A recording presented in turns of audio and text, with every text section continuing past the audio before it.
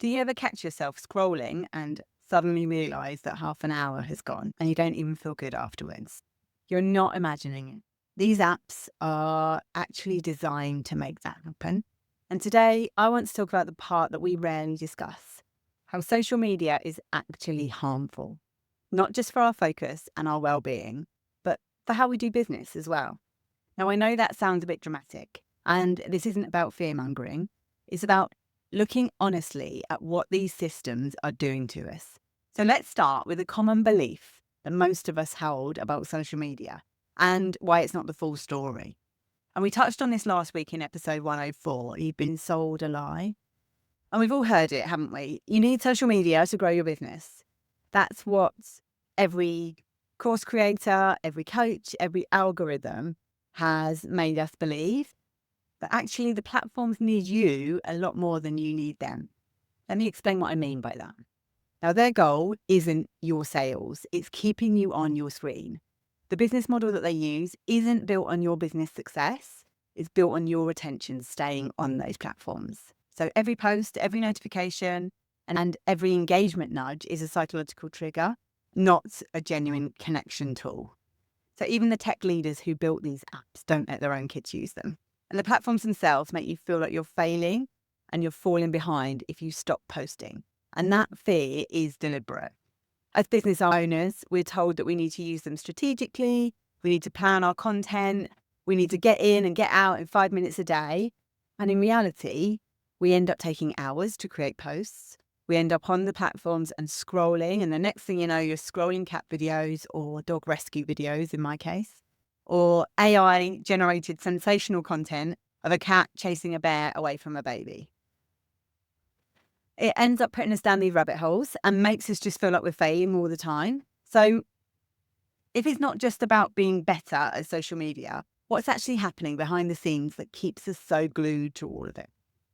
As I've been building out this social media as optional series of episodes, I've been reading about how social media uses the same psychological triggers as gambling. And one thing that really blew my mind with all this was when I started reading about this. Even though people know these platforms are designed to be addictive, they still get caught in them.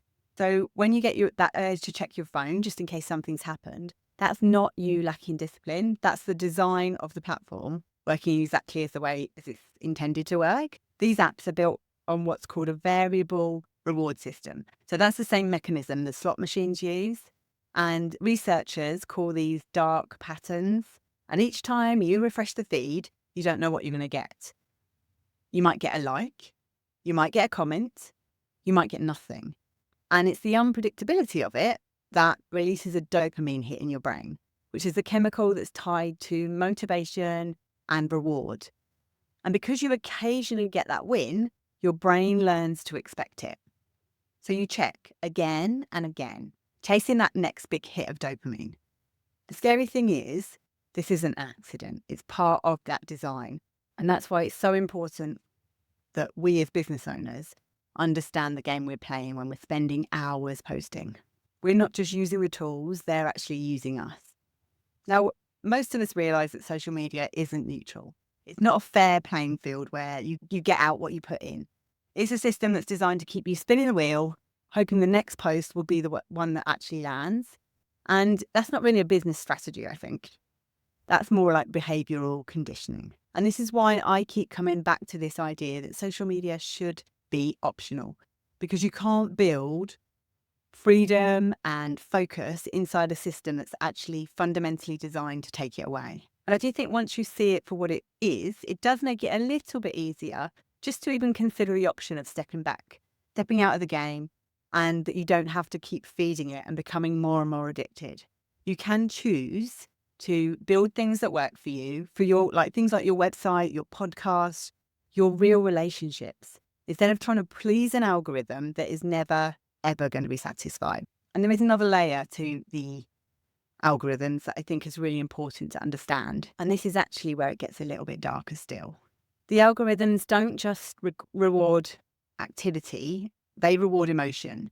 But often it's not like the calm, balanced, feel-good emotion. They reward emotionally charged content. So things like anger, envy, outrage, because that's what keeps people scrolling.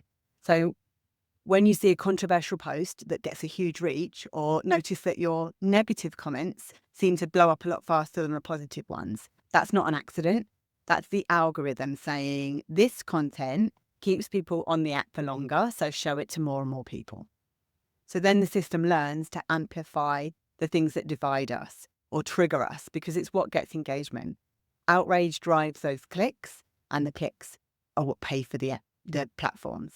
So conflict keeps you refreshing your feed, and the more emotional energy we spend there, the more data and ad revenue they collect about us. It's a bit like junk food for the brain, unfortunately.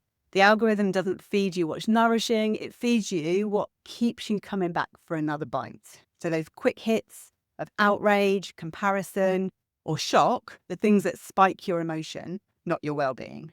And just like junk food, it gives you that instant satisfaction, but afterwards you feel worse, you feel more anxious, more distracted, more drained. And yet the next time you're tired or you're bored, you just reach for it again. And that's the loop that these platforms rely on.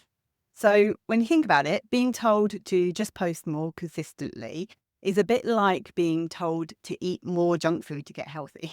It's not your fault that you feel burnt out by it. The system is actually designed that way. And again, once you know about this, you can start choosing something better and more nourishing and, I think, healthier for your business and your mind.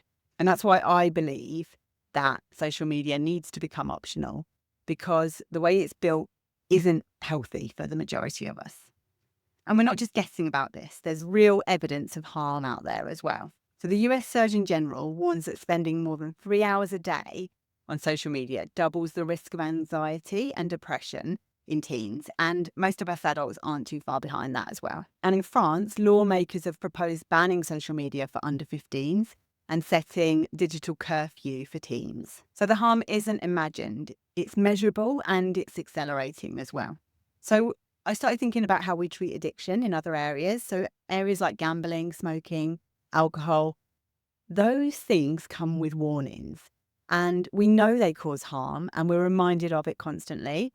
But smoking, gambling took decades, even centuries, before we started seeing them for what they were. But social media has only been here 20 years, and we're already seeing the same harm signs, but no warning labels, no reminders that this might be doing us real damage. And yet it uses the same addictive psychology. So what if one day social media apps had to carry the same kind of warnings that cigarettes do? What if you opened up an app and you saw a message saying this platform is designed to be addictive and may harm your mental health? Do you think that would change how we use it? Would it make us pause even? Until that happens, we have to give ourselves those reminders. We have to be the ones saying this tool affects me. It shapes how I feel, and I get to decide how much of it I want in my life or my business. So all of this isn't about learning to manage social media better. It's about realizing that the game is rigged to keep you on the app, not to help you and your business grow. But the good news is you can break that loop and still stay visible online. Let me show you what that can look like. Let's start small. Turn off push notifications for a week. Notice how often you reach for your phone out of habit. Then as you start to notice that, try and use that time differently.